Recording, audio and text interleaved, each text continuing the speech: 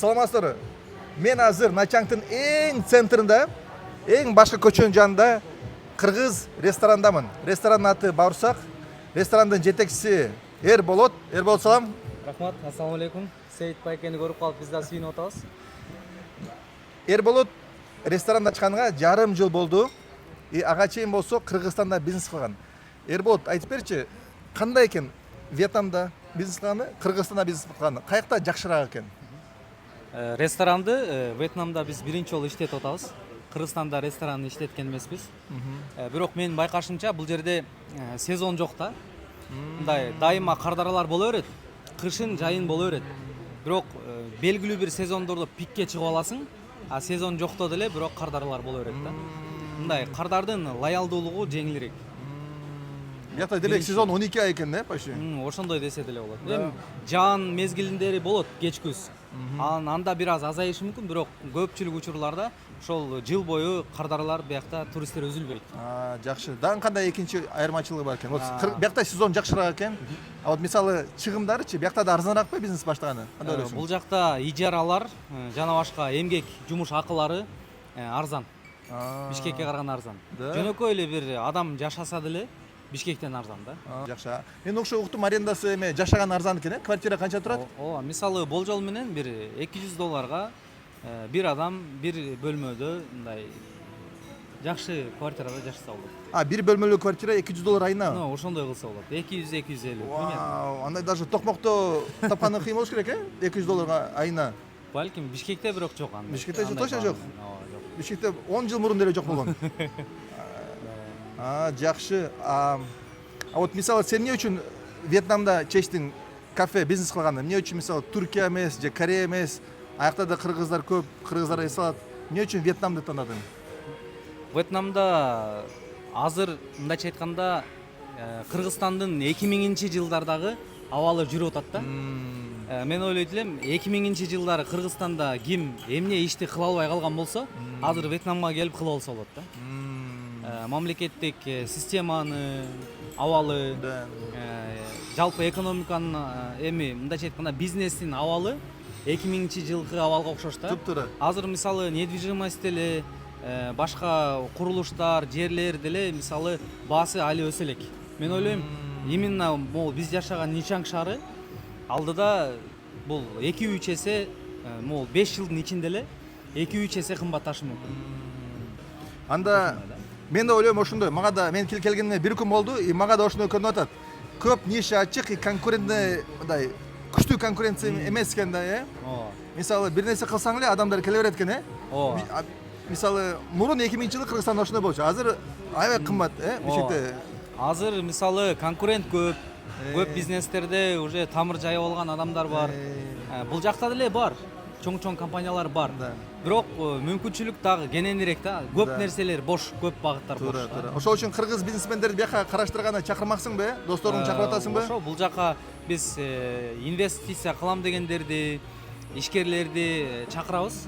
Анан жөн эле чакырбай, биз алдыда буюрса Вьетнамдагы жашоо деген проект менен бир канча ошол инвесторлорду бул жака тартабыз деген пландарыбыз бар. Вот биякта кыргыз бизнесмендер менен тааныштым. 90% кыргыз бизнесмендер ресторан кылат экен азыр, Ооба, көп ошондой. 95% болсо, Андан тышкары эмне бизнес кылган жакшы биякта? Эми бул жакта көбүнчө туристтер болгон үчүн туристтерге ыкталган бизнестерди караш керек. Андан сырткары мен недвижимостьти сунуштайт элем. Мына жакындан бери эле бир канча орус компанияларды мен изилдеп карап атам азыр. Аларга подписанныймын. Анан орустар мындай тамыр жайып, недвижимостьти акырын колго алып атат да. Бирок бизде СНГда башка, Орто Азиядан, Казакстан, Өзбекстан, Кыргызстанда недвижимость жагында мындай бир алектенген адамдар жоктой да. Недвижимость жагынан жерлерди алып же отелдерди алып иштетүүнү сунуштайм. Отель жаатында, тейлөө жаатында, ошол эле ресторан, анан тур компанияны дагы оптималдуу кылып, дагы башка бир жолдор менен кылса болот. Анан логистиканы да сунуштайм да. Себеби бул жакта Кыргызстанга жөнөтөйүн дегенде көп эле кафелерден баштап көп бизнесмендер кыйналат. Кээ бир товарлар Кытайга караганда Вьетнамда ыңгайлуураак. Да? Мисалы БАДы боюнча. БАДы, чайлар, кофелер мисалы бул жактан ташылса болот да. Бирок ошол логистикада проблема бар. Эгер ошол чоң-чоң авиакомпаниялар менен, чоң-чоң ошол логистика менен алектенген компаниялар менен мындай коннект кылып, ушул маселени мындай муктаждыкты чечип берген бир адам болсо, бул жерде дагы бир рынок бар да. Чоң рынок бар. Мисалы ошол эле техника боюнча, мото боюнча. Мисалы мен өзүм мотоциклге аябай кызыгам. Ана Harley деген кымбат мотоциклдер бар. Кыргызстанга эгер бул жактан алып барып сатсаң, сен 2 эсе акча табышың гарантия да.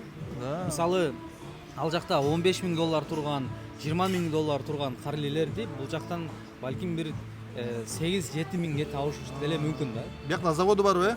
Жо, завод эмес, бул жакта завод Вьетнамдан өзүнөн дагы куралгандар бар. Бирок бул жакта негедир баалары арзан да. Состояниясын карап туруп, аны дагы бир ойлонсо болот. Ошондой дагы Жакшы, өтө кызыктуу экен. Эрболот, сен вьетнамдыктар менен иштешкениңе жарым жыл болду. Сенде вьетнамдыктарда кызматкерлер барбы? Ооба, бар. Вот кандай экен вьетнамдык кызматкер, кыргыз кызматкер, кимиси каттуураак иштейт? Негизи мындай кыргыздар шамдагай болушат. Мындай шустрый болот да. Бир жерлерде айтсаң бат-бат кылып, гибкийлик бар биздечи. Анан буларда дагы ооба макул деп мындай жумшак мамиле кылышат. Бирок мындай жумушчуларын эсептей келгенде биз кыргыздар мындай эптүүрөөк келебиз. Сен жарым жылдык байкооңдо кандай экен вьетнамдыктар иштешкен алар менен? Вьетнамда мындай жумшак, Жумшак. мындай адамдарга жакшы мамиле кылат. Анан мындай бирок жашоодо мындай жулкуна беришпейт. Мындай жай баракат жашап жүрөшөт да. Мындай жай жүрүшөт. Анан мен дагы байкаганым бизде мындай моуну кылайын, тигини кылайын, үй курайын, анан даже үйлөнөйүн деп аябай чиренип акча топтошот го.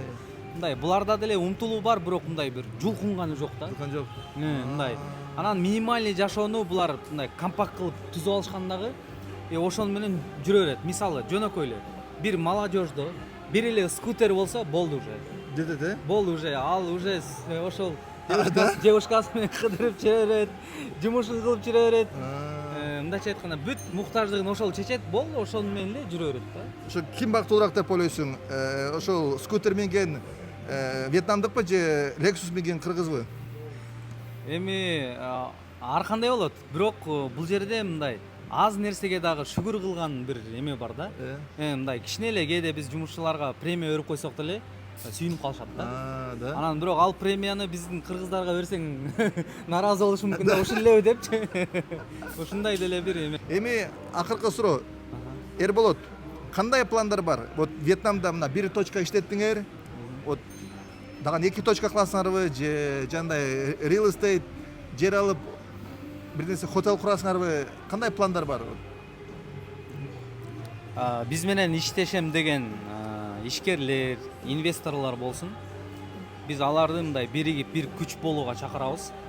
Анан азыркы мүмкүнчүлүктөрдү, Вьетнамдын возможностторун азыр кармап калууга биз көпүрө болуп бере алабыз.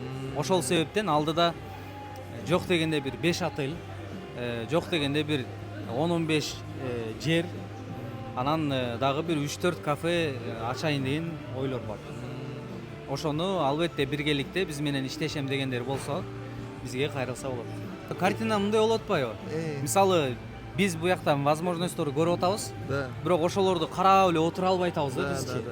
Ошол возможностторду көрүп туруп, анан элдерге айтып атабыз, давайте келгиле баштайлар депчи. Мен билем Кыргызстанга 90-жылдары келген түрктөрчү жөнөкөй эле кафе ачып эле, пекарня ачып эле, жана очак кебаб ачып эле бай болуп кеттик аябай, Биз ошол ролду азыр Вьетнамда ойноп атабыз да. Ошолорду мен эми түшүнүп атам. Түшүнүп атам, Бирок сен көп нерсени көрдүң. Кыргызстанды, Түркияны, балким башка мамлекеттердеги ошо идеяларды алып келип эле бияктан кыла берсең. Ооба, мисалы мындайча айтканда, Кыргызстандагы азыр эле мүмкүнчүлүктү бул жакта кылса болот.